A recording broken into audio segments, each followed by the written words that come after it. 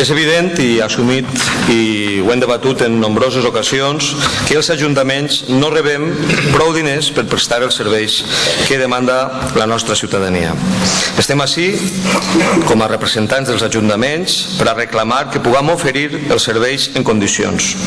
Tot tipus de serveis, assistència, seguretat, infantesa, gent gran, transport, i realitzar les inversions necessàries allunyades de l'ostentació d'altres èpoques recents i que han generat un deute excessiu.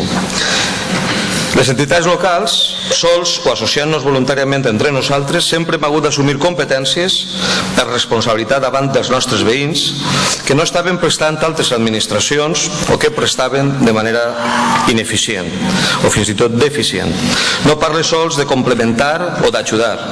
Hem passat d'ajudar netejant col·legis a assumir l'educació infantil de les escoletes amb l'ajuda de l'administració competent, per citar només un exemple.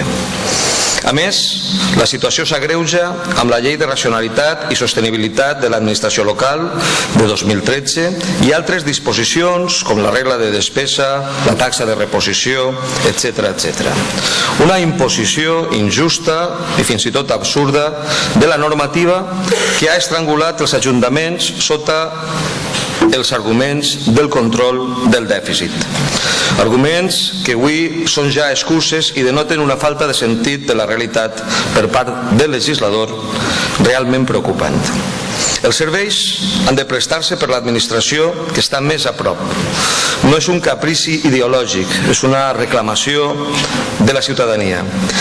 I aquesta administració, sense cap dubte, són els municipis i la seva agrupació racional, que no és una altra que les mancomunitats.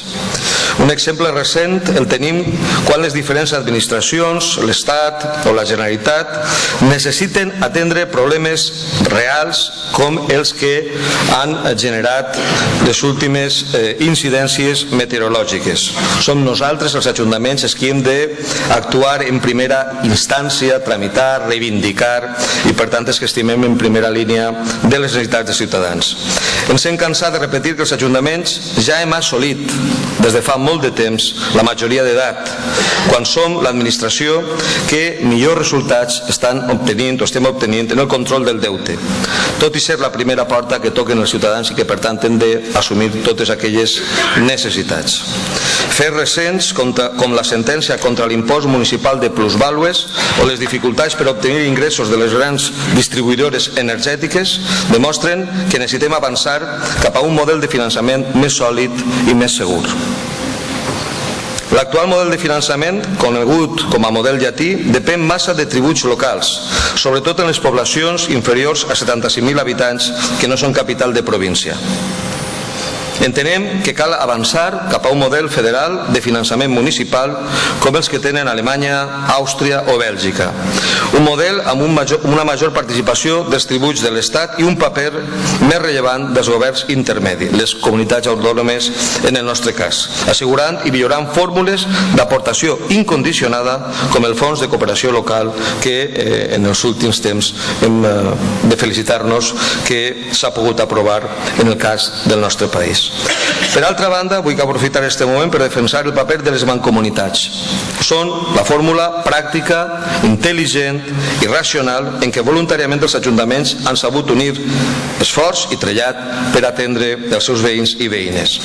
Per la nostra banda, entenem que cal millorar aquesta ajuda que reben per a la despesa corrent dels pressupostos de la Generalitat Valenciana, però sobretot vull recordar i exigir l'aplicació de l'article 106 de la Llei 8/2010 de 23 de juny de règim local valenciana, consensuada fa 2 legislatures a les Corts Valencianes, que obliga les conselleries i les diputacions a donar un caràcter prioritari a les obres i serveis d'entitats associatives que afecten molts municipis.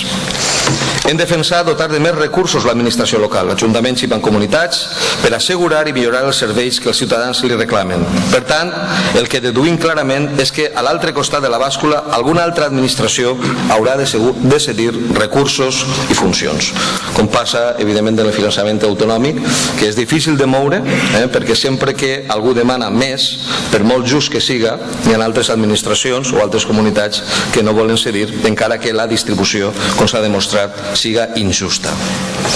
No plantegem ni aventures estranyes ni experiments. Des de la lleialtat institucional defensem un model de finançament municipal existent a Europa i que gira al voltant de 3 eixos: l'administració central, l'administració intermèdia o regional, en el nostre cas les comunitats autònomes, i l'administració local amb les seues associacions. L'evolució cap a aquest model passa per la desaparició o per la minva de competències de les diputacions provincials. No serem o no seríem els primers. Itàlia, que té un sistema de finançament local equiparable al nostre, de model llatí, ja ha donat el pas. I amb això jo crec que hem d'actuar des dels municipis amb valentia i també, evidentment, amb un diàleg serè. Moltes gràcies i bon dia.